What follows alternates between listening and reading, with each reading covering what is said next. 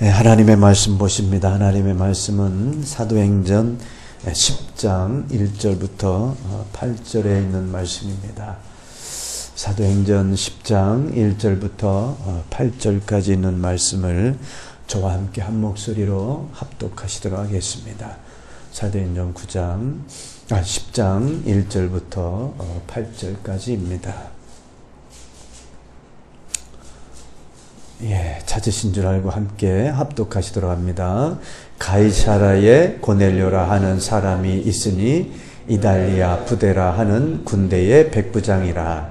그가 경건하여 온 집안과 더불어 하나님을 경외하며 백성을 많이 구제하고 하나님께 항상 기도하더니 하루는 제9시쯤 되어 환상 중에 밝히 보매 하나님의 사자가 들어와 이르되 고넬료야 하니 고넬료가 주목하여 보고 두려워하여 이르되 주여 무슨 일이니까? 천사가 이르되 내 기도와 구제가 하나님 앞에 상달되어 기억하신 바가 되었으니 내가 지금 사람들을 욥바에 보내어 베드로라 하는 시몬을 정하라. 그는 무두장이 시몬의 집에 유숙하니 그 집은 해변에 있다 하더라. 마침 말하던 천사가 떠나매 고넬료가 집안 하인들과 부하 가운데 경건한 사람 하나를 불러 이 일을 다 이루고 욥바로 보내니라. 아멘. 시간 우리 함께 주일 예배 나오신 우리 성도님들 간에 잠시 교제 나누는 시간 갖고 말씀 듣도록 하겠습니다. 좌우 앞뒤로 보시면서 예수 이름으로 사랑합니다, 축복합니다, 이렇게 사랑의 하트 만드셔서 함께 교제 나누도록 합니다. 예수 이름으로 사랑합니다, 축복합니다. 한 번 더 하시겠습니다. 예수 이름으로 사랑합니다, 축복합니다. 한 주간도 힘들고 어려운 일이 있으셨다면 이 시간에 우리 성도님들과 예수 이름으로 사랑합니다, 축복합니다 교제 나누시면서 활짝 웃으시면서 예수 이름으로 다 날리시길 바랍니다.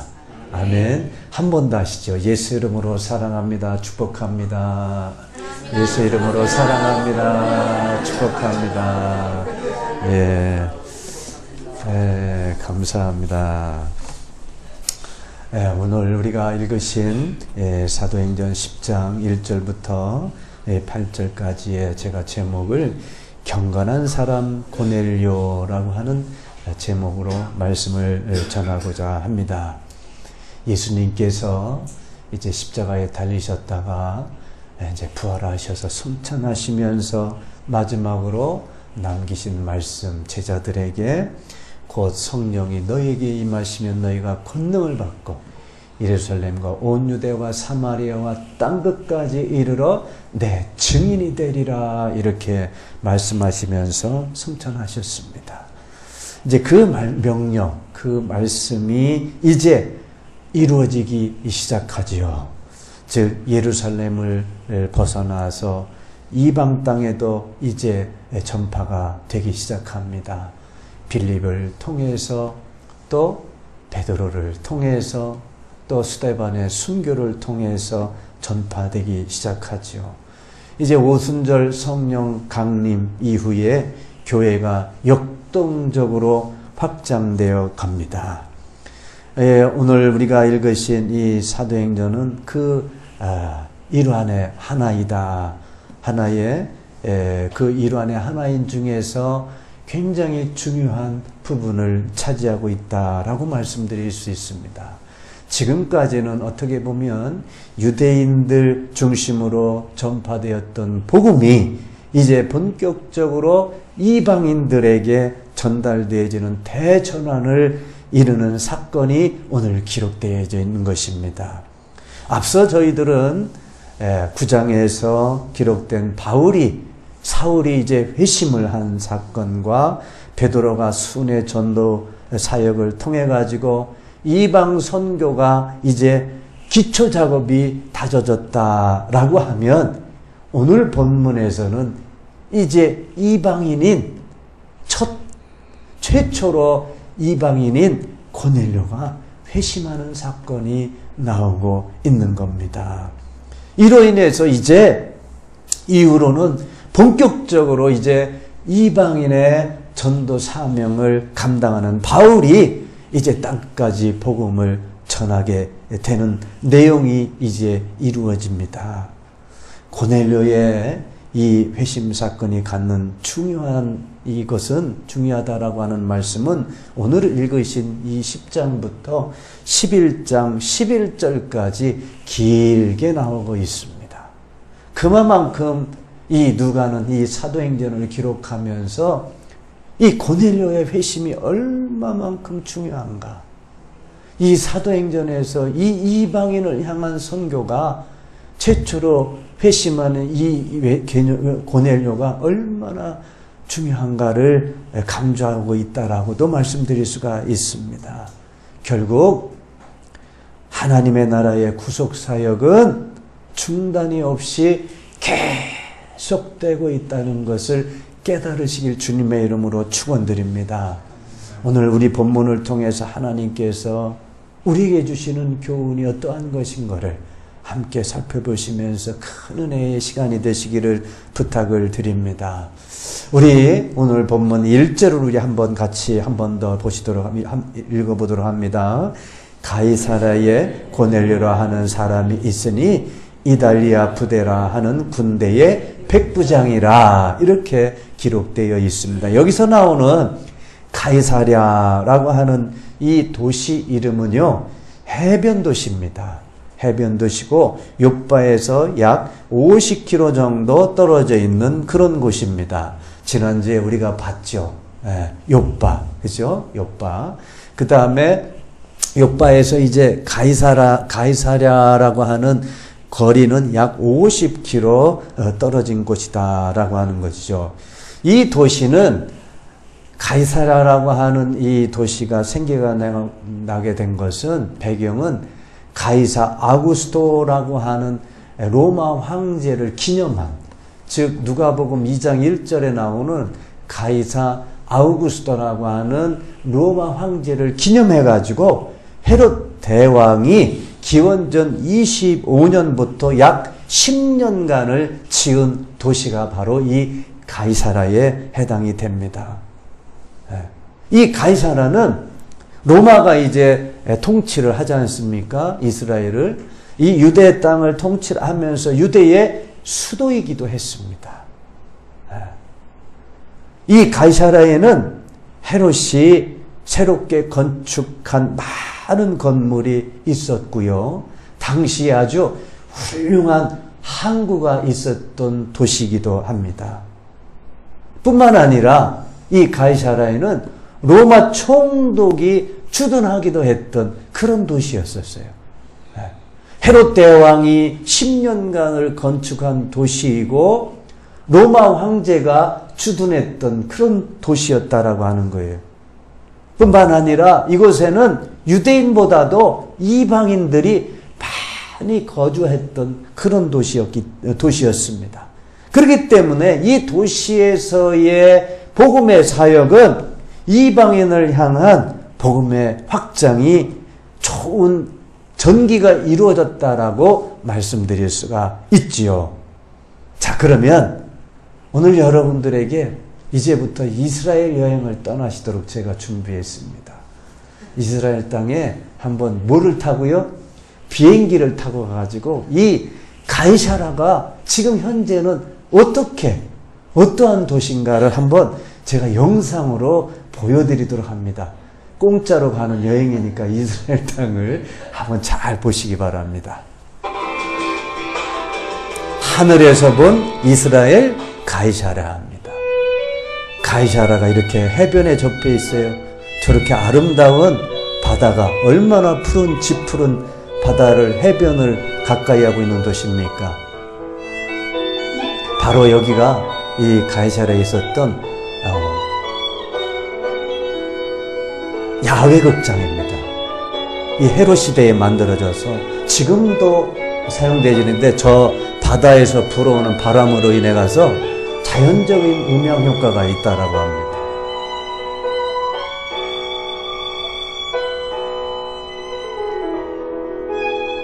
자, 이제 가는 곳은 이 벼랑궁전이라고 하는데, 여기서 헤롯 궁전이 여기에 있었고 로마 총독의 관저도 여기 있었고, 앞에 수영장까지 바위를 뚫어가지고 수영장을 만든 곳이에요. 앞에 전망이 얼마나 아름답습니까?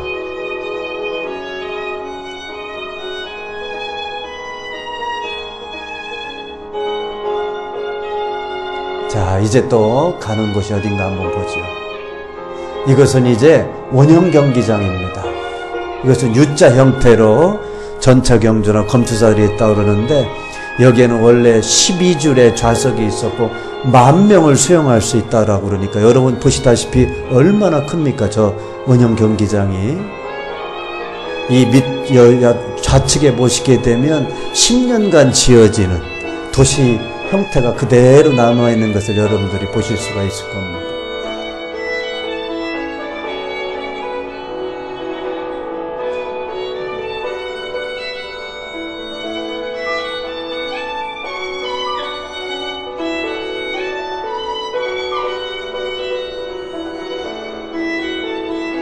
이 가이사라는 또 이제 십자군 전쟁이나 또 이슬람 시대가 계속 이루어졌던 그 AD 9세기 때는 이제 루이 9세가 여기를 다스렸던 그런 요새이기도 합니다.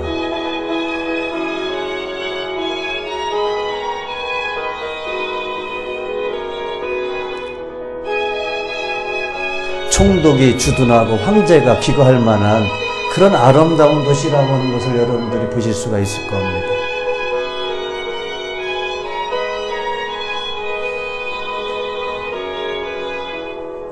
이 가이사라 소개해드리죠. 베드로가 최초 이방인은 고넬료를 이제 세례로 베푼 그런 도시다라고 하는 설명이죠.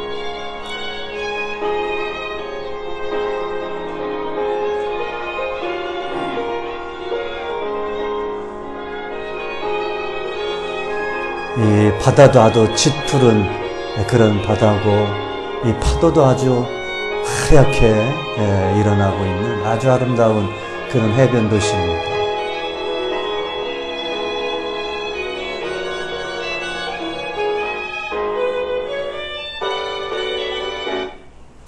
예, 어떻게 이스라엘 여행 잘 다녀오셨는지요? 예, 아름답죠? 예, 이 가이사라가 이런 도시예요. 그러니까 그때에 이 총독이 주둔하고 황제가 그 궁전을 만들 정도로 얼마나 아름다운 해변에 지어진 도시인가. 그리고 저렇게 10년 동안 지어진 거대한 그런 도시다라고 하는 겁니다. 근데 오늘 본문의 이 도시에 이달리아라고 하는 부대가 여기에 주둔하고 있었던 거죠. 여기에 이제 이달리아라고 하는 이탈리아 이 로마로부터 온 부대가 여기에 주둔하고 있었는데, 이때에 이 고넬료가 이 이달리아 부대의 백부장이라고 하는 것은 100명 정도의 군대를 다스리는 군대 장교를 말합니다. 백부장은. 그래서 이 고넬료가 바로 이제 최초의 이방인으로서 회심이 되는 이 고넬료인데, 이 고넬료의 가족이 복음화되어 가지고 이 가이사라의 비유대인 교회가 세워진 최초의 도시이기도 하다라고 말씀드릴 수가 있습니다. 자, 오늘 본문 2절을 한번 또 같이 읽어보도록 합니다. 그가 경건하여 온 집안과 더불어 하나님을 경외하며 백성을 많이 구제하고 하나님께 항상 기도하더니, 이렇게 기록되어 있죠. 고넬료가 어떻다고요? 경건했다라고 기록되어 있는데, 이 경건하다라고 하는 이 헬라어 단어는 유세베스라고 하는 단어인데요. 이것은 존귀한 분에 대한 존경심을 표하는 행위를 가리키기도 하지만, 특히 신에 대하여 의식적으로 취하는 태도가 바로 이 경건하다라고 하는 유세베스라고 하는 단어입니다. 이 고넬료가 경건했다라고 하는 것은 세 가지로 성경에서 기록되어 있죠. 경건하다라고 하는 것은 이 고넬료가 자신뿐만이 아니라 온 집안과 더불어 하나님을 경외했다는 겁니다. 이 고넬료는 유대 회당에 참여해서 하나님을 경외했습니다. 그런데 이 고넬료는 이제 유대의 율법과 관습을 존중했던 사람이지만 이 전통적으로 이스라엘 백성들이 행했던 할례를 받지 않았기 때문에 이 고넬료는 이스라엘 회중에 들지 못했던 그런 사람이었습니다. 사도행전 11장 2절 3절에 이렇게 기록되어 있는데 한번 같이 읽어보도록 합니다. 베드로가 예루살렘에 올라갔을 때에 할례자들이 비난하여 이르되 내가 무할례 집에 들어가 함께 먹었다 하니, 내가 무할례자의 집에 들어가 먹었다라고 하는 사람이 누구냐면 고넬료의 집에 들어갔다는 거죠. 이렇게 이 고넬료는 하나님을 경외했지만 아직까지도 할례를 받지 못하고 했기 때문에 이스라엘 회중에 들지 못했다라고 하는 거죠. 두 번째는 경건했다라고 하는 것은 백성을 많이 구제했던 그런 사람이었어요. 당시 로마 군인들이나 관료들은 자신들의 지위를 이용해 가지고 식민지 백성들을 착취하기에 혈안했다라고 합니다. 그런데 이 고넬료는 예외적으로 구제에 힘썼던 그런 사람이었습니다. 세 번째로 이 고넬료는 항상 하나님께 기도하였던 사람이었어요.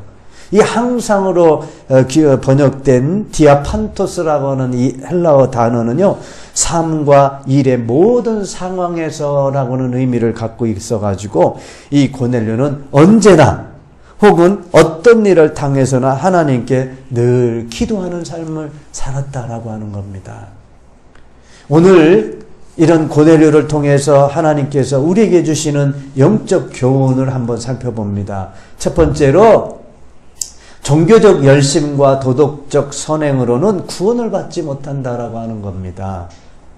고넬료는 경건한 사람으로서 온 집안이 하나님을 경외하며 사람들을, 백성들을 많이 구제했을 뿐만 아니라 항상 하나님께 기도했던 사람이었어요.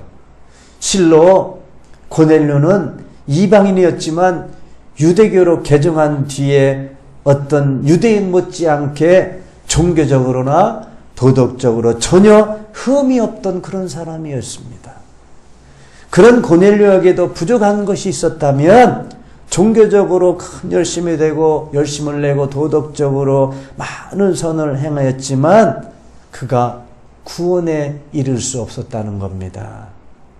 그는 여전히 구원받지 못한 사람으로 남아 있었던 겁니다. 사도 바울도 율법적으로 종교적으로 자신이 열심이었던 자신을 이렇게 말하고 있습니다. 로마서 7장 21절 24절까지 22절 24절까지인데 우리 한번 같이 읽어보도록 합니다. 내 속사람으로는 하나님의 법을 즐거워하되 내 지체 속에서 한 다른 법이 내 마음의 법과 싸워 내 지체 속에 있는 죄의 법으로 나를 사로잡는 것을 보는도다. 오호라, 나는 곤고한 사람이로다. 이 사망의 몸에서 누가 나를 건져내랴. 율법을 통해서 이 사도 바울은 아주 그 율법을 철저히 지켰던 그런 사람이었기 때문에 율법을 통해서 죄를 깨달았던 자입니다. 죄를 깨닫긴 깨달았는데 이 죄를 회개하지 못하는 거예요. 죄 사함을 받지 못하니까 이 바울이 어땠다고요? 나는 곤고한 사람이다. 내 지체 속에 있는 죄의 법으로 나를 사로잡는다. 죄 사함을 받지 못하니까 나는 곤고한 사람이라고 고백하고 있는 겁니다. 바로 율법으로 아주 경건했다 하지만은 그들이 죄 사함을 받지 못하면 그들이 이렇게 곤고한 사람이라고 고백하는, 괴로워하는 것이라고 하는 겁니다. 다시 말해서 인간이 구원받기 위해서는 반드시 복음이 필요합니다. 다시 말해서 우리의 죄를 대속하기 위해서 십자가에 흘리신 예수 그리스도의 보혈의 공로를 힘입지 않고는 어떤 방법으로 구원에 이를 수가 없다는 겁니다. 예수님 당시에도 바리새인과 서기관들은 종교적으로 그리고 도덕적으로 그들에게서 흠을 찾을 수가 없었던 사람들이었었어요. 그럼에도 불구하고 예수님께서는 그들을 향해서 뭐라고 꾸짖으시냐면 독사의 자식들아 이렇게 꾸짖으셔요. 그리고 그들에게는 구원이 없다라고 말씀하십니다. 그 말씀이 마태복음 23장 33절부터 36절까지 있는데 우리 한번 같이 읽어보도록 합니다. 뱀들아 독사의 새끼들아 너희가 어떻게 지옥의 판결을 피하겠느냐. 그러므로 내가 너희에게 선지자들과 지혜 있는 자들과 서기관들을 보내매 너희가 그 중에서 더러는 죽이거와 십자가에 못 박고 그 중에서 더러는 너희 회당에서 책찍질하고 이 동네에서 저 동네로 따라다니며 박해하리라. 그러므로 의인 아벨의 피로부터 성전과 제단 사이에서 너희가 죽인 바랴가의 아들 사가라의 피까지 땅 위에서 흘린 의로운 피가 다 너희에게 돌아가리라. 내가 진실로 너희에게 이르노니 이것이 다 이 세대에 돌아가리라. 율법적으로 도덕적으로 흠이 없던 바리새인과 서기관들을 향해서 예수님은 독사의 자식들아 이렇게 꾸짖으신 겁니다. 왜 이들을 꾸짖으셨는가라고 하는 거예요. 그들은 스스로 자기들이 연약함과 죄악됨을 인정하지 않은 겁니다. 율법을 통해서 그들이 죄를 깨달았으면서도 그 죄를 죄인이라고 여기지 않은 겁니다. 그러면 스스로 옳다, 거룩하다 이렇게 여기면서 오직 스스로 힘으로 구원을 받으려고 힘썼기 때문이었습니다. 그래서 예수님께서 그들을 꾸짖으신 겁니다. 사랑하는 성도 여러분, 종교적인 열심과 도덕적인 선행으로는 구원에 이르지 못함을 깨달으시기를 주님의 이름으로 축원드립니다. 두 번째는 진실한 기도와 선행은 결코 하나님 앞에서 헛되지 않는다는 겁니다.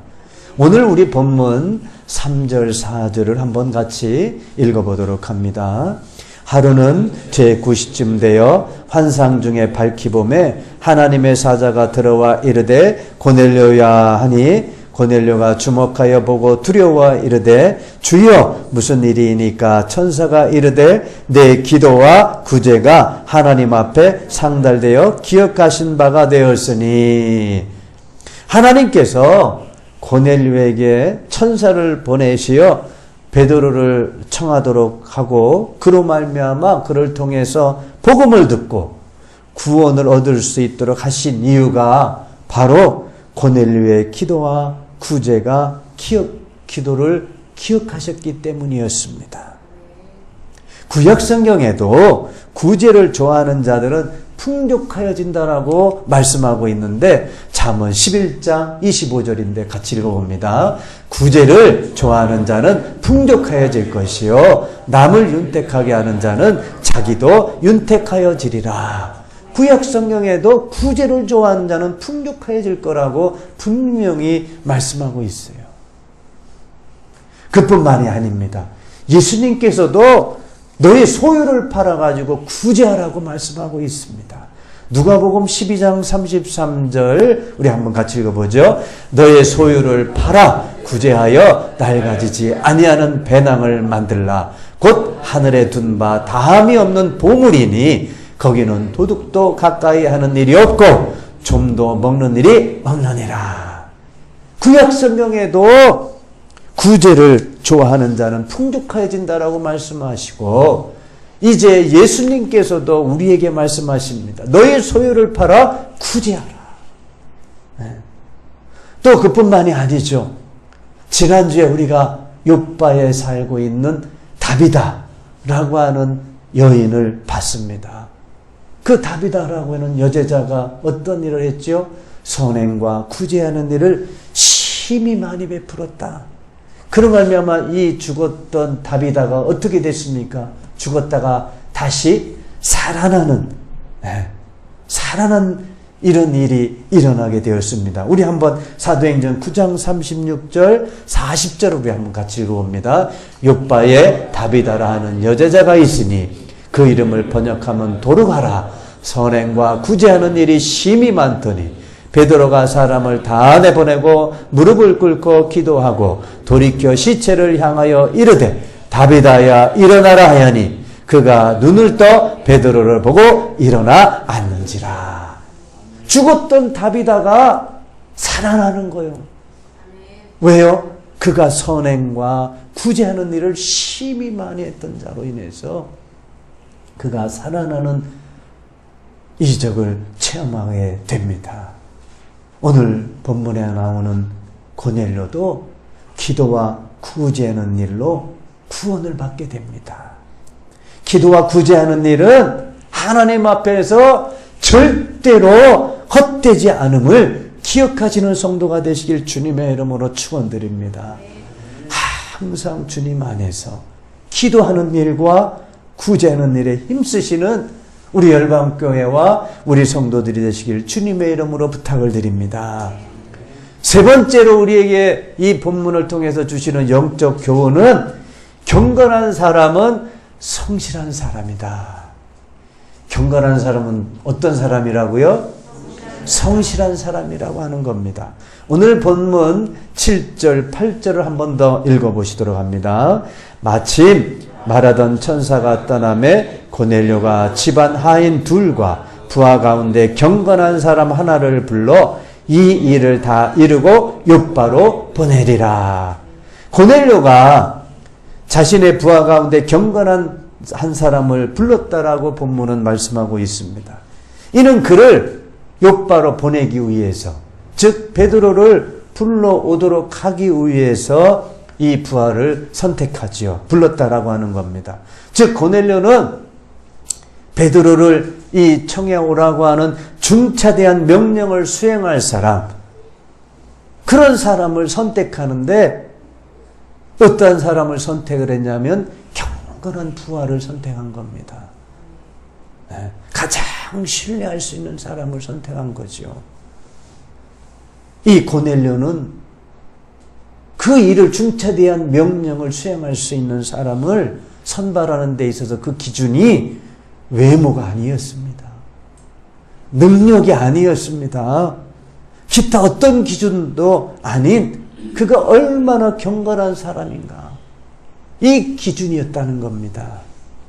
고넬료는 경건한 사람은 곧 믿음직한 사람이요 성실한 사람이라고 여겼기 때문입니다.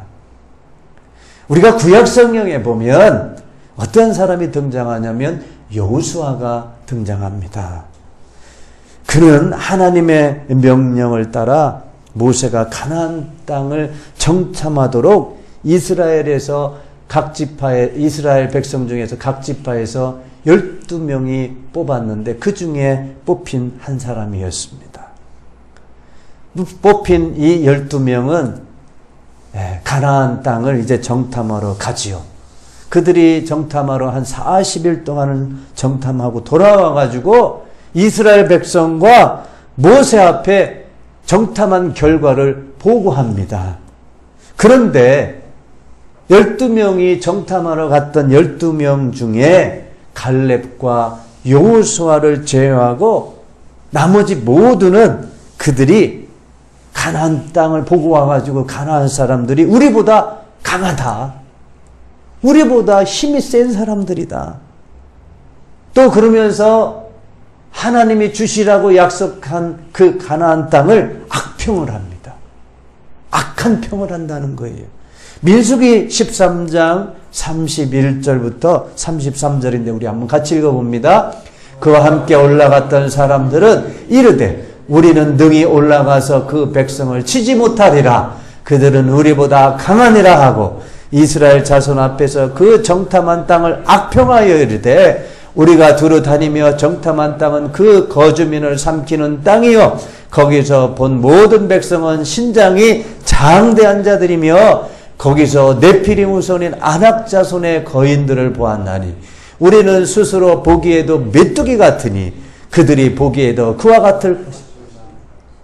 갈렙과 여호와를 제외하고 정탐했던 나머지 사람들은 가나안 땅을 악평하고 그들이 우리보다 강하다고 얘기를 하고 우리는 그들 앞에서 뭐와 같은 자라고요? 메뚜기같이 보인다. 메뚜기같이. 네. 결국 어떻게 됩니까?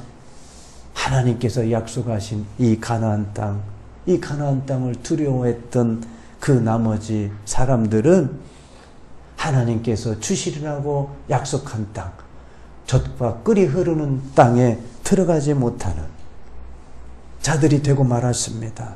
오로지 그곳에 들어간 자는 여호수아와 갈렙뿐이었던 겁니다. 이 갈렙과 여호수아는 어떠한 자들이냐라고 성경에 기록되어 있냐면 하나님을 온전히 섬기는 자라고 성경에 기록되어 있습니다. 민수기 32장 12절인데 한번 같이 읽어봅니다. 그러나 그나스 사람 여분네의 아들 갈렙과 눈의 아들 여호수아는 여호와를 온전히 따랐다. 여호와를 온전히 따랐던 자가 갈렙과 여호수아였다는 겁니다. 이 하나님 앞에서 온전했던 여호수아와 갈렙.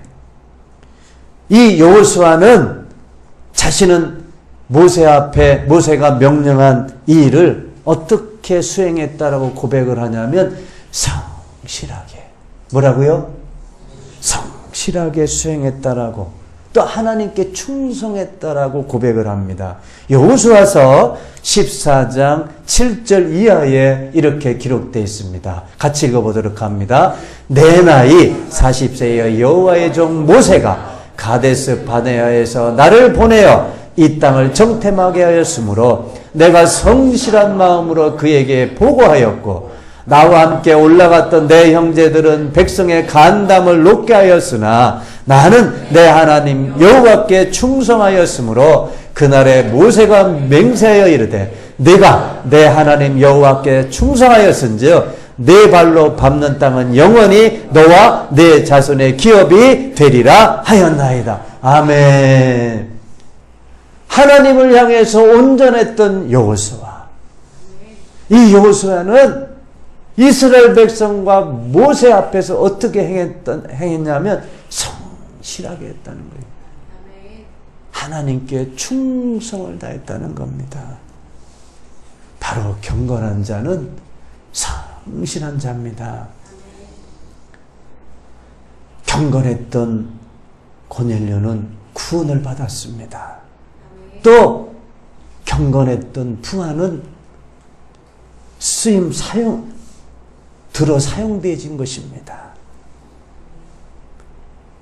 사람들 앞에서 성실하게 행하는 자는 하나님 앞에서 경건하지 않을 수 있습니다. 그러나 하나님 앞에서 경건한 사람은 자신에게 맡겨진 일에 열심히 성실히 수행하는 사람이 되어야 될 줄로 믿습니다. 우리는 하나님을 섬기는 자들이에요. 경건하게 되어서 세상의 일도 우리가 성실하게 수행하는 자들이 되어야 될 줄로 믿습니다.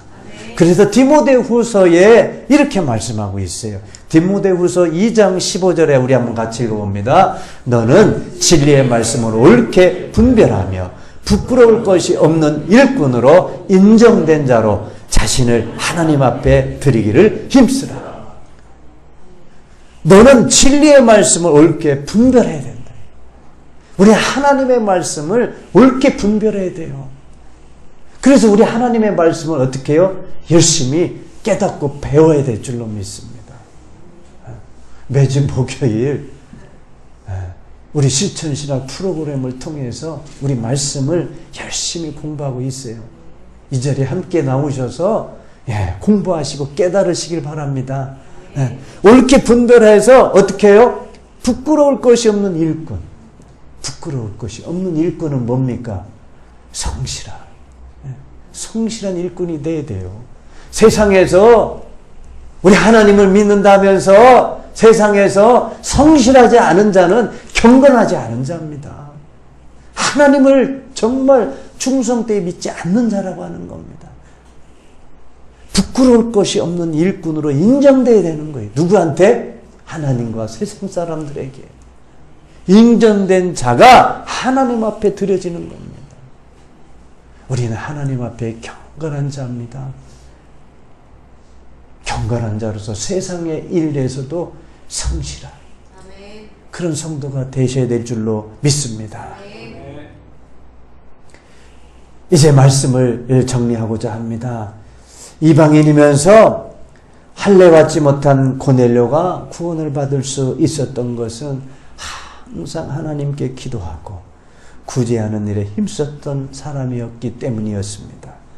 이것은 하나님 앞에서 경건하였을 뿐만 아니라 사람들 앞에서도 성실하였기 때문입니다. 고넬료 자신도 그러했지만 그 가족과 부하들도 그렇게 하도록 했습니다. 결국 그의 온 집안이 하나님께 구원받는 축복을 받았음을 기억하시고 오늘 우리 성도님들도 하나님 앞에서 경건하시며 사람들 앞에서 성실하시길 주님의 이름으로 축원드립니다. 축원합니다. 우리 함께 저를 따라서 기도하시도록 하겠습니다. 사랑의 하나님, 오늘 주님께 예배로 영광 돌리게 하심을 감사드립니다. 이 죄인의 죄를 용서하여 주옵소서. 저를 거룩하게 하시어 하나님 앞에서 경건한 삶을 살도록 인도하여 주옵소서. 또한 사람들 앞에서도 성실하게 행함으로 신실한 성도가 되게 하옵소서. 항상 기도하는 일과 말씀을 가까이 하는 삶을 살 수 있도록 도와주옵소서. 감사드리며 예수님의 이름으로 기도드립니다. 아멘.